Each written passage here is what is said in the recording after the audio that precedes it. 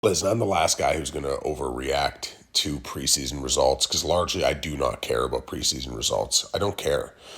What I care about is preseason process. Okay. So if you shoot poorly, but I know you can shoot, like, I'm not worried about that, right? Like, everybody right now, for example, this is a great example. Right now, everybody in Raptors Nation is going off about, like, man, Grady Dick looks so good. Look at him with the ball in his hands. Look at the, the self creation, all this. And yes, Grady's look great on that end. The problem is that Grady's not going to be a primary self creator on this team. And what he is going to do on this team is he's going to have to defend, because that 47 feet is part of the game too. So I don't care that Grady Dick can self create and score, because I know Grady Dick can self create and score. What I want to see is that he understands how to navigate a screen, or understands where his rotation is. And on that end, it's still an absolute disaster. It's a disaster. You know, Scotty Barnes, I don't care that Scotty Barnes isn't scoring.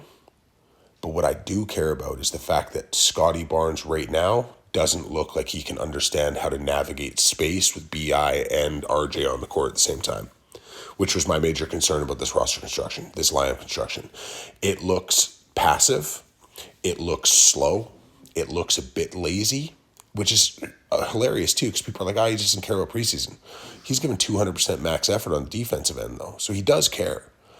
He looks a bit lost playing with these two guys, and they all navigate similar space, but like, he's not generating paint touch. He's not generating rim attacks. The shot looks disjointed. His lower half and his upper half do not look connected on his jump shot. The reads are slower. I don't think he understands where guys are going to be. They're not running a whole lot of off ball cutting actions. RJ's just kind of planting in the corner. BI's just kind of up at the top on the elbow.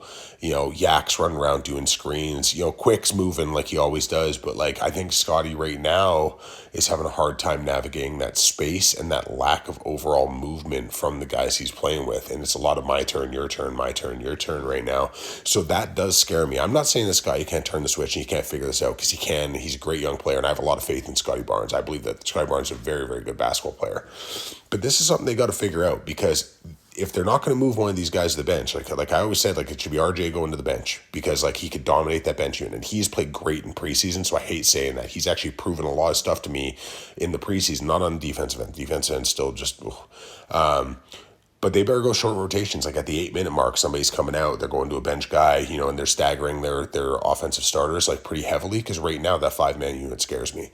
But yeah, don't overreact to preseason. I'm not saying this can't be fixed, but like, a lot of the concerns I had about this 5-man unit in particular are rearing their ugly heads, and it looked awful last night.